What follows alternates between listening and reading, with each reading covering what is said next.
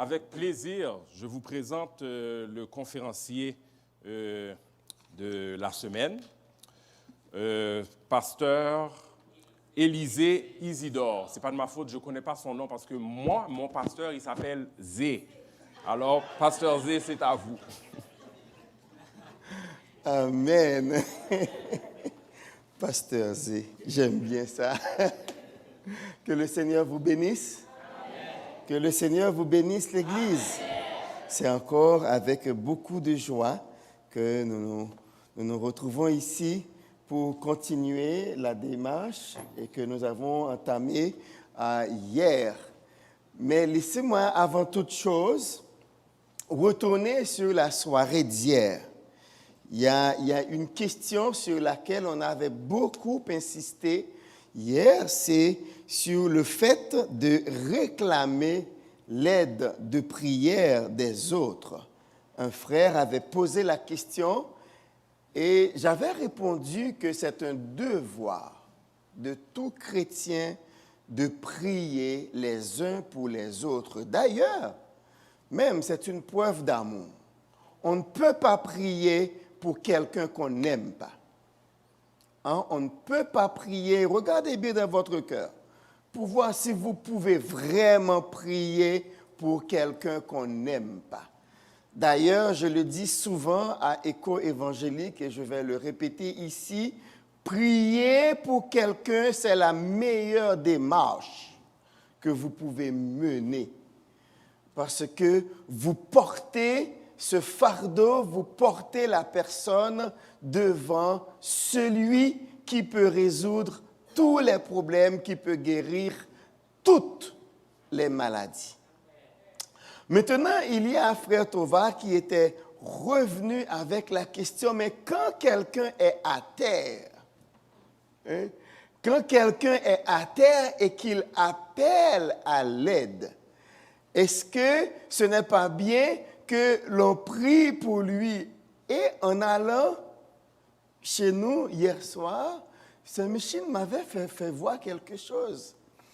Mais quand on est à terre, ça veut dire on est à bout de force. Si on a un ultime effort à faire, vers qui on devrait le faire pour crier à l'aide? Est-ce que c'est à quelqu'un pour que quelqu'un prie pour nous ou bien demander directement à l'aide à celui qui peut nous aider? Donc, pourquoi dépenser une énergie, l'énergie qu'on a pour dire à quelqu'un « Va vers mon Père pour moi et demande de lui de m'aider » quand mon Père me dit, dans le psaume 137, « Les oreilles de l'Éternel sont attentives aux cris de ses enfants. » Donc, c'est exactement quand vous êtes à terre, quand vous vous sentez sans force. Et je ne sais pas si vous avez déjà lu le psaume 116. La manière dont le psaume a commencé, où le serviteur dit « J'aime l'Éternel ». Et dans tout le reste du psaume, il va dire la raison de cette déclaration d'amour. Et l'une des raisons, c'est qu'il a penché son oreille.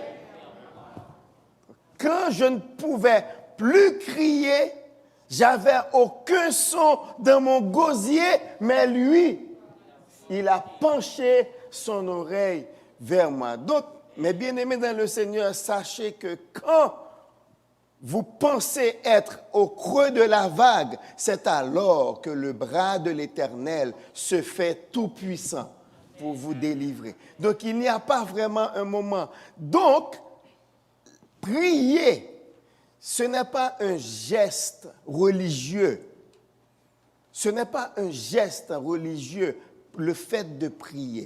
Prier est une question de relation. Vous priez à Dieu selon votre relation avec le Seigneur. Et c'est exactement la raison qui nous porte à être ici ce soir, car nous sommes en train de réfléchir comment développer le caractère de Jésus. Et si l'une des facettes du caractère de Jésus, c'était sa prière. Il était toujours en relation avec le Seigneur. Je vais parler du caractère de Jésus, parce que le caractère de Jésus, comme on l'a vu dans Galates 5, verset 22, on parle du fruit de l'esprit, mais qui se décline en plusieurs saveurs. C'est pareil aussi pour le caractère de Jésus, se décline en plusieurs qualités que nous allons voir ensemble. Mais avant d'aller dans le caractère de Jésus en tant que tel, faisons un petit retard dans le texte qui nous préoccupe et regardons un peu les motivations de l'apôtre Paul en adressant cette lettre aux chrétiens de Philippe. Nous lisons à partir du verset 5, « Ayez en vous les sentiments qui étaient en Jésus-Christ. » Et il ne reste pas là. Il va expliquer pourquoi il parle de ça et en quoi consistent les sentiments qui étaient en Jésus-Christ. Verset 6, il dit, « Lequel, existant en forme de Dieu, n'a point regardé comme une proie à arracher d'être égal avec Dieu, mais s'est dépouillé lui-même en prenant une forme de serviteur, en devenant semblable aux hommes et ayant paru comme un simple homme, il s'est humilié lui-même, se rendant obéissant jusqu'à la mort, même jusqu'à la mort de la croix. » Et apôtre Paul est en train de dire, voilà comment vous pouvez imiter le caractère de Jésus-Christ. Il y a un terme que les connaisseurs, les grands théologiens utilisent pour exprimer ces 4 versets. En grec, c'est la kénos. Mais c'est un mot grec qui veut dire seulement vider, se dépouiller. Pour vous donner une image, est-ce qu'il y a des gens qui ont grandi en Haïti? Bon. Eh bien, vous avez l'habitude, il y a un arbre qui donne un fruit. Pour utiliser ce fruit, on est obligé de le vider. On kénose ce fruit, c'est le calebasse. La calebasse, ou bien, bon, je ne sais pas, une d'elles, le lait, calebasse. Écoute, cet arbre-là, c'est exactement ce qu'on appelle kénose. On vide ce fruit afin de pouvoir l'utiliser particulièrement pour charrier de l'eau. On l'utilise beaucoup. Ici, nos enfants sont plus habitués avec, lors de l'Halloween, le fruit qu'on utilise lors de l'Halloween, c'est plus ça. Citrouille, voilà. Parce que pour l'utiliser, on enlève tout ce qu'il y a à l'intérieur. Mais c'est ça, la kénose. Et c'est exactement ce que Jésus-Christ a fait en venant dans le monde. Il s'est dépouillé de sa gloire. Il s'est dépouillé même des attributs, de ses attributs de Dieu. Il s'est dépouillé de son autosuffisance de telle manière, il a accepté qu'une mère le nourrisse. Son autosuffisance. Il s'est dépouillé de ça. C'est pour cela la Bible nous dit dans Jean 4, revenant, il était fatigué, il était assis au bord du puits jusqu'à ce qu'il ait entamé la conversation autour de l'eau avec la femme samaritaine. C'est parce qu'il était fatigué. Kénos, il s'était dépouillé de sa toute puissance. Le Dieu infatigable s'est rendu fatigable, juste afin de nous comprendre, de vous comprendre. Il s'est mis dans notre peau, il s'est mis dans nos sandales.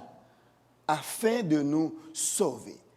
Et c'est ça que Paul est en train d'expliquer aux Philippiens pour lui dire, vous devez imiter Jésus-Christ dans cette humilité. Ne restez pas... Donc on peut comprendre que les chrétiens de Philippe avaient ce problème. Un problème de cohésion parmi eux.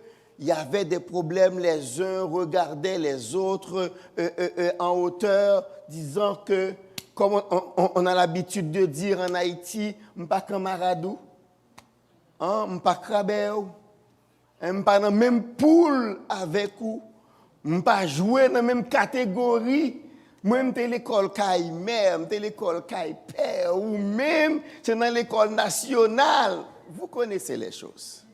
On le fait souvent comme ça. Vous ne voyez pas quelle marque de robe je porte? Regarde mes sandales. Vous ne voyez pas? Donc, ce sont ces choses-là probablement qu'il y avait dans l'église de Philippe. Donc, l'apôtre Paul leur a adressé cette lettre pour leur dire, écoutez, imitons notre maître. Lui, il était Dieu, mais sur terre, il n'avait demandé à personne de le considérer comme Dieu et même de lui donner l'honneur dû à Dieu. Il ne l'a pas réclamé. Cependant, il était Dieu. Mais faites comme lui. Vous savez, l'esprit humain aime les choses détaillées pour essayer de comprendre. Donc, c'est en ce sens que nous allons voir si nous voulons vraiment développer en nous, cultiver en nous le caractère de Jésus, eh bien, qu'est-ce que nous devons développer? La première chose que nous voyons à développer comme Christ, c'est sa soumission à la volonté du Père. Jésus-Christ étant sur terre, tout ce qu'il cherchait, c'était faire la volonté du Père. Dans Jean 4, 34, il lui a dit à ses disciples qui le forçaient de manger, il leur disait, ma nourriture est de faire la volonté de celui qui m'a envoyé. Matthieu 26, 39, 42, 44, nous retrouvons Jésus en agonie. Mais qu'est-ce qu'il disait? Père, s'il est possible que cette coupe passe loin de moi, mais toutefois, non pas ce que je veux, mais ce que tu veux. Donc, en tant que chrétien, si nous voulons développer le caractère de Jésus, cherchons aussi à conformer notre vie, nos actions, nos actes, tout ce que nous faisons à la volonté de Dieu. Je vais un petit peu vite parce que je sais que le temps me fait la guerre, il y a des questions. La deuxième qualité à développer, c'est la fidélité. Jésus était fidèle. Quand le diable était venu pour le tenter, essayant de détourner son attention de sa mission, eh bien, il n'est pas allé par quatre chemins, il n'est pas allé de main morte avec Satan. De même également dans Matthieu 16, après la belle déclaration de Pierre, tu es Jésus, le Fils de Dieu vivant. Mais maintenant, quand Jésus est en train d'enseigner comment il va mourir, comment on va l'arrêter, comment on va l'humilier, comment on va l'injurier, et Pierre lui dit, mais non, maître, ça ne va pas se faire. Et là, Jésus a compris bien vite, c'est Satan qui veut le détourner de sa mission. La même chose, Matthieu 4, verset 10, et aussi Matthieu 16, verset 23, retire-toi, Satan. Il ne va pas de même ordre parce qu'il veut être fidèle à sa mission. Et nous devons aussi, nous, imiter Jésus dans sa fidélité à sa mission. Autre chose que nous voyons en Jésus, si nous voulons vraiment développer le caractère, si vous voulez prier pour développer le caractère de Jésus, nous venons de voir, en premier lieu, il faut prier pour que nous puissions être soumis à la volonté de Dieu comme Jésus. Deuxièmement, que nous soyons fidèles à notre mission, que nous soyons fidèles à l'engagement que nous avons pris de vivre pour le Seigneur. Beaucoup d'entre nous, on s'était retrouvés dans des situations assez fâcheuses et on avait dit, Seigneur, si tu m'en délivres, je vais te servir. Il y a d'autres vœux. Laissez-moi vous dire que Dieu ne nous demande pas de faire des vœux. Mais Salomon dit, si tu fais un vœu, hâte-toi de l'accomplir. Combien de gens ont dit, Seigneur, j'ai besoin de cette position, j'ai besoin de cet emploi. Accorde-le-moi. Le premier chèque sera à toi. Le premier chèque. Mais malheureusement, quand le premier chèque arrive, il y avait la maison à payer, il y avait les médicaments à acheter, il y avait l'école des enfants à payer. Ah Seigneur, tu vois tout. Mais laissez-moi vous dire que vous n'avez pas besoin de faire aucun vœu au Seigneur. C'est essayer de mettre Dieu à demeure. Dieu n'a pas besoin de ça. Il est fidèle. C'est lui qui dit, invoque-moi. Invoque-moi. Donc, vous n'avez pas besoin de mettre Dieu à demeure, de faire la même chose que Jephthé. Parce que quand on regarde dans Juge 11, vous allez voir Jephthé, la parole nous a dit, l'Esprit de l'Éternel était déjà sur Jephthé. Donc, avec l'Esprit de l'Éternel, la victoire est assurée. Mais pas besoin d'aller autre chose. Et puis, Jephthé a fait le vœu que vous et moi, nous connaissons, d'offrir la première personne qui va l'accueillir après la victoire. Mais il n'avait pas pensé que sa fille aurait pu être cette personne-là. Vous n'avez pas besoin de mettre Dieu à demeure en lui promettant des choses. Dieu connaît votre cœur et Dieu sait tout ce que vous pouvez faire. Seulement tout ce que Dieu veut, nous devons être reconnaissants. C'est tout ce que Dieu veut. Donc, la troisième qualité que nous devons développer, prier à développer. Et ça, laissez-moi vous dire que ça, c'est l'élément distinctif du christianisme, de l'évangile. C'est le pardon. Savoir pardonner comme Jésus. Savoir pardonner comme Jésus. Et là où nous avons vu vraiment la capacité de Jésus à pardonner, c'était à la croix. Alors que les clous déchiraient ses mains. La couronne d'épines était sur sa tête. Non seulement ses pieds étaient cloués, il ressentait encore les coups parce que les soldats romains s'étaient fait un plaisir de malmener Jésus en lui donnant plus de coups qu'il ne fallait et sa peau déchirait parce que quand on parle de scorpion, le fouet avec lequel on fouettait Jésus, on l'appelle scorpion. Pourquoi scorpion? Parce que à l'extrémité de chaque lanière, il y a des bouts d'os et des bouts de métaux qui rentraient dans la chair et déchiré. On vous dit souvent, les gens meurent déjà pendant qu'on les fouettait.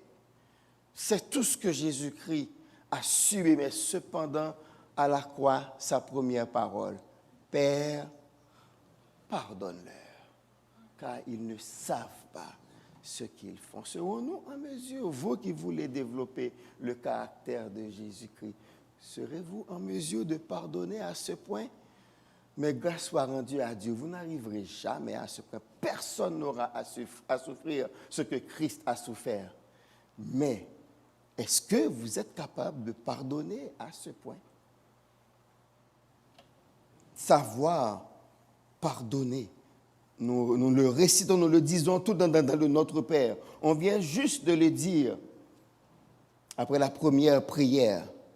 Pardonne-nous nos offenses, comme nous aussi nous pardonnons à ceux qui nous ont offensés. C'est pour cela qu'on vous demande de prier, parce que sans l'aide du Saint-Esprit, vous n'arriverez pas vraiment à développer, à cultiver le caractère de Jésus. Ça prend le Saint-Esprit, car la chair et le sang ne sauraient parvenir à faire tout ça. Quatrième qualité, si vous voulez récapituler, on a vu l'amour, on a vu soumission, deuxième, fidélité, troisième, pardon. Quatrième qu'on va voir, c'est faire preuve d'amour, aimer. Aimer. Est-ce que vous êtes capable d'aimer? Ce que moi je trouve dans le verbe aimer, c'est que ce n'est pas un verbe d'état. Bien que un homme peut se tenir devant une femme pour lui dire « Je suis en état d'amour pour toi, je t'aime ». Mais laissez-moi vous dire que ça ne suffit pas. Le verbe aimer, ce n'est pas un verbe d'état, mais un verbe d'action. On montre qu'on aime. On peut le dire, ok, ouais, j'accepte, tu l'as dit, mais prouve-le. La Bible dit, Dieu a prouvé son amour. Lorsque nous étions encore des pécheurs, Christ a donné sa vie pour nous. C'est un amour qui vous porte à donner sans espérance de retour. C'est à quel niveau vous pouvez donner, même en sachant que vous allez recevoir de l'ingratitude en retour. À quel niveau vous pouvez faire ça? Si vous pouvez répondre à cette question, eh bien, vous aimez réellement.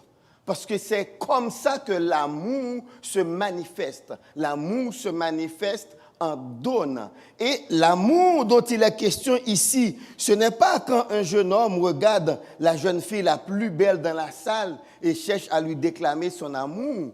Non. Les gens, très souvent, nous aimons les gens gentils. Les gens qui parlent bien, les gens qui se présentent bien, et ceux qui sont moins gentils, et ceux qui sont moins aimables.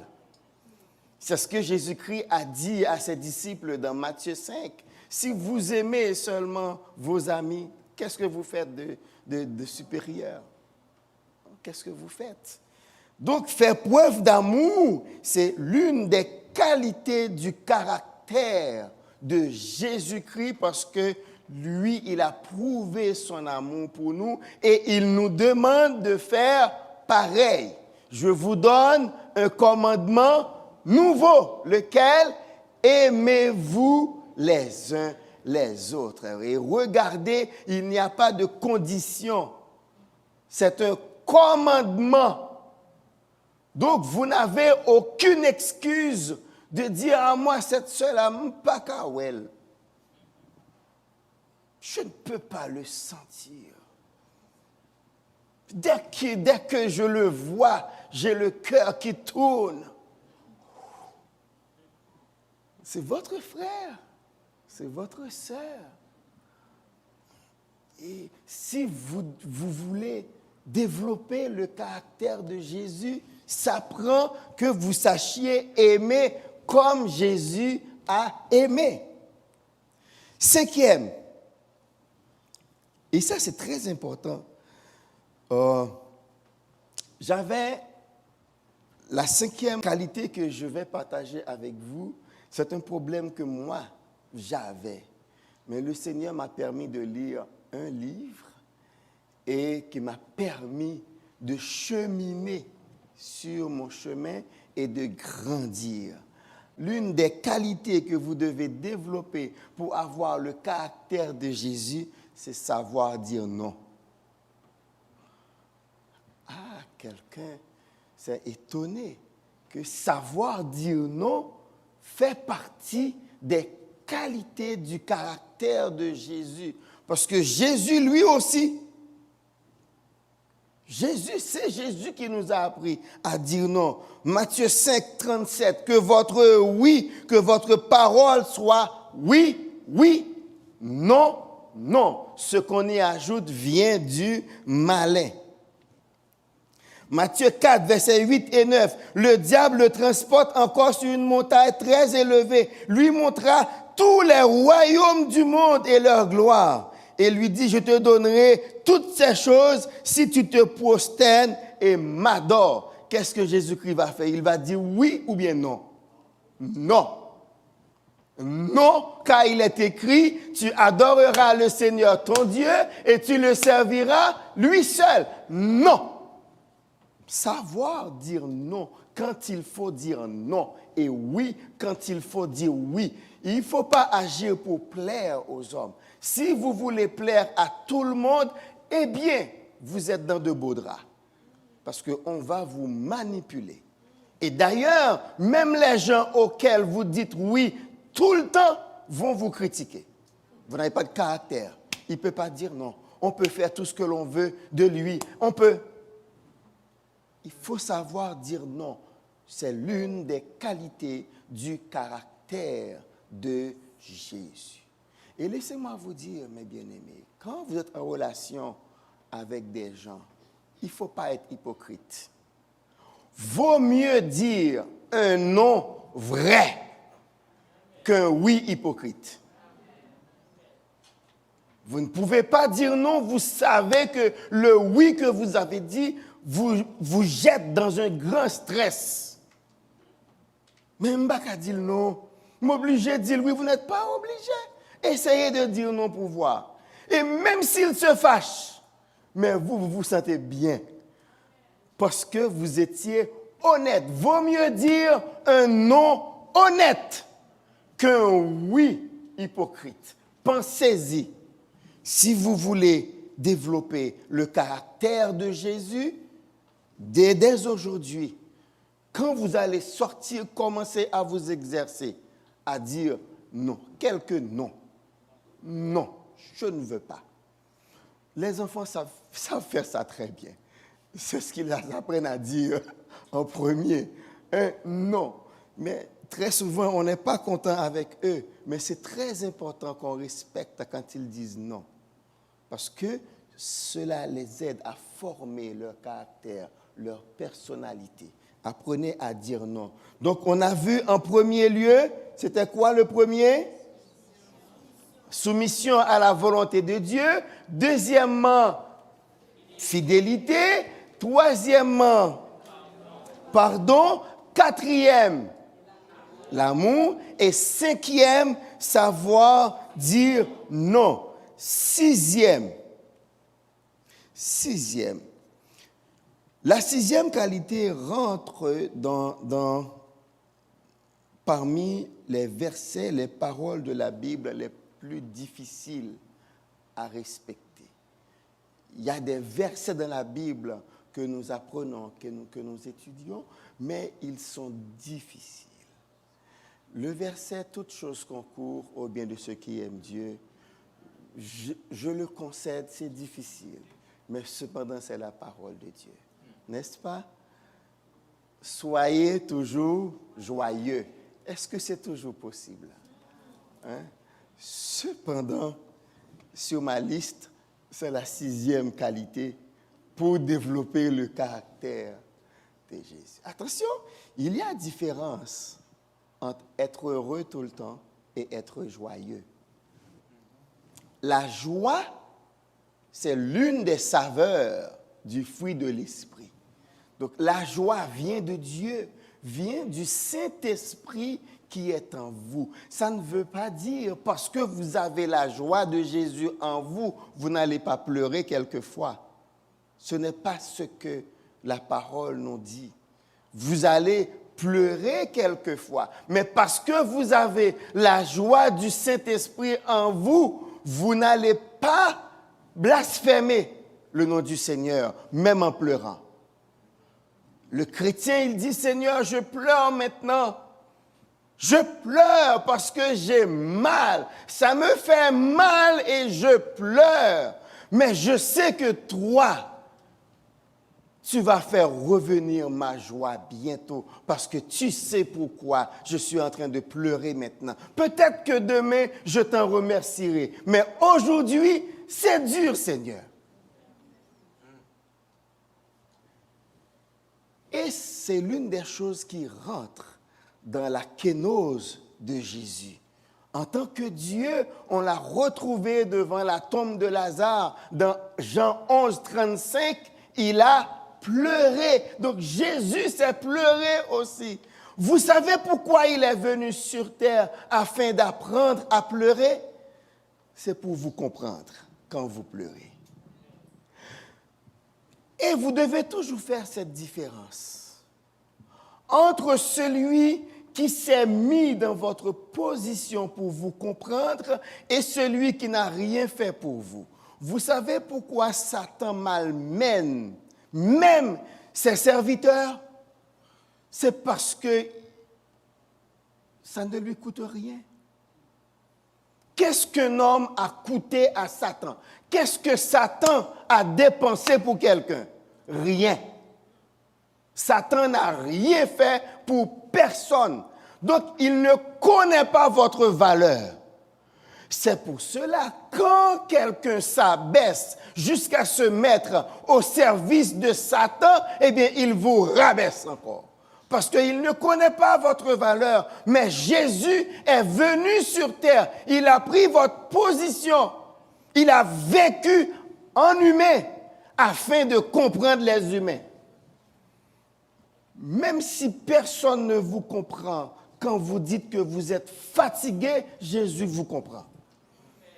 Même si personne ne vous comprend, quand vous dites que vous êtes triste, Jésus vous comprend parce que lui aussi, il a appris à être triste, il a appris à être fatigué. Quand vous avez faim, quelqu'un peut ne pas comprendre, mais Jésus, lui, il comprend quand vous avez faim. Quand vous avez soif, il comprend parce qu'il l'a vécu. Mais Satan est resté ange. Il est resté ange. Il ne vous comprend pas. Tellement il ne vous comprend pas quand vous servez Satan. Même quand vous n'avez pas d'argent, il vous demande une cérémonie, il vous demande de vous débrouiller.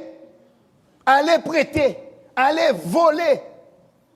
Parce qu'il veut sa cérémonie. C'est à vous de lui donner sa cérémonie. Même s'il ne vous donne rien du tout. Il ne vous a rien donné, mais il vous demande. Et oui, il y a des conséquences très fâcheuses si vous ne lui donnez pas ce qu'il vous exige. Parce qu'il ne connaît pas votre valeur. Mais Jésus, lui, il connaît notre valeur.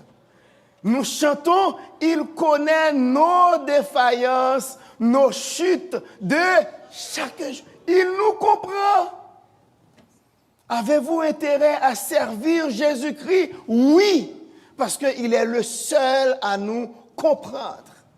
Et moi, je suis très heureux quand je pense à Jésus, comment il me comprend et comment il m'aime et comment il me représente au ciel.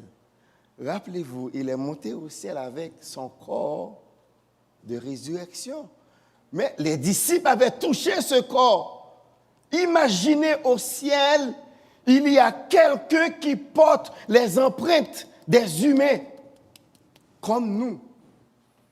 Parce qu'après sa résurrection, Jésus-Christ a vécu avec les disciples. Ils l'ont touché. Ils ont mangé avec lui, ils ont bu avec lui, ils l'ont vu.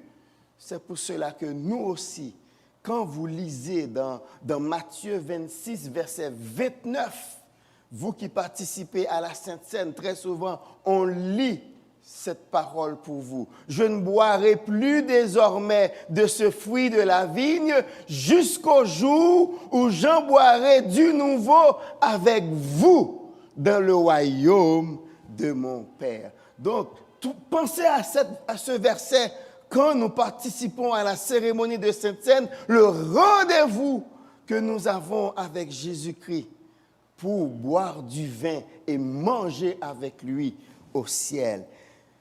Être joyeux, c'est la 6e qualité à développer. Des gens qui maugraient tout le temps. Mais souriez. D'ailleurs, on nous apprend que vous faites plus d'efforts pour vous fâcher que pour sourire. Vous dépensez plus d'énergie pour vous fâcher que pour sourire. Allez, mettez un sourire sur vos lèvres. Et pourquoi pas? Moi, je ne vous dirai pas mon âge, mais mon âge fait 13. Donc, faites le calcul comme vous voulez. Ça fait 13. Mais quand je le dis, personne ne veut l'accepter parce que je ris tout le temps. Je suis resté jeune. Donc, je ne vous dirai pas mon âge, mais ça fait 13. Donc, être joyeux, c'est le fruit du Saint-Esprit. Si vous voulez développer le caractère de Jésus, eh bien, cessez de vous maugréer. Parce que la joie que Jésus-Christ nous donne, c'est une joie qui transcende les circonstances. Ne laissez aucune circonstance vous ravir votre joie. Ah, petite, vous voulez faire rire ou pas, ou même dans la peine. Mais riez, et pourquoi pas? Et pourquoi pas?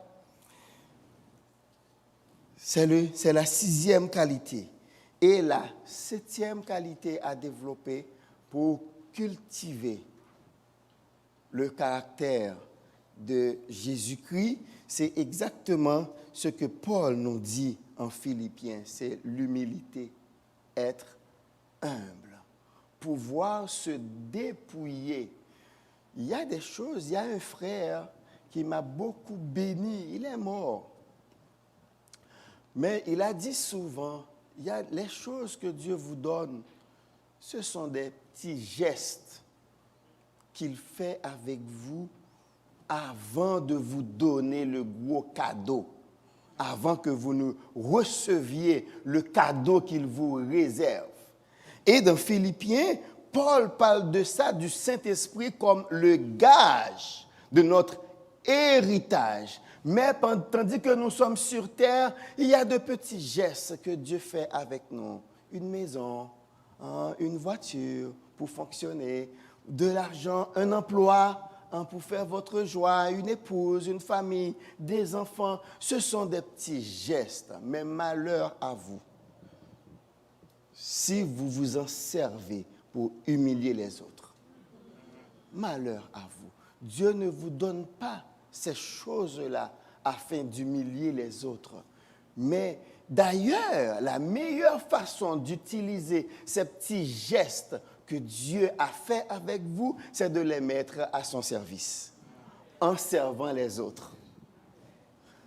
Donc, si vous les utilisez pour humilier les autres, sachez que vous en faites un mauvais usage. Et Dieu ne sera pas d'accord avec vous. Et vous n'allez pas être béni non plus. Ce que vous avez, vous allez rester là. Ça va passer et vous allez en rester là. Cependant, Dieu veut vous bénir à l'infini. Mais si vous êtes intelligent, mettez-vous dans une position de canal. Laissez passer les grâces vers d'autres personnes. Laissez passer les bénédictions vers d'autres personnes et vous verrez, vous n'en manquerez jamais. L'humilité, la Bible nous dit, Jésus-Christ s'est dépouillé, il s'est considéré comme un simple homme. D'ailleurs, il est venu pour servir et non pas pour être servi. Et c'est ça, l'humilité, quand on se considère au service de tous. Donc, que le Seigneur vous bénisse à développer vraiment ces qualités. La première, la soumission à la volonté de Dieu. La deuxième, la fidélité. La troisième, c'est quoi? le pardon. Merci pour ceux-là qui ont pris des notes. La 4e, c'est l'amour. 5e, savoir dire non. 6e, la joie. Et 7e, l'humilité. Probablement, vous êtes en train de regarder en vous pour voir laquelle est-ce que j'ai déjà. Dieu veut vous les donner toutes. C'est un forfait. C'est un forfait. Ce n'est pas un buffet, mais un forfait. C'est comme Galates 5, verset 22. Toutes les saveurs du fruit de l'esprit sont à vous.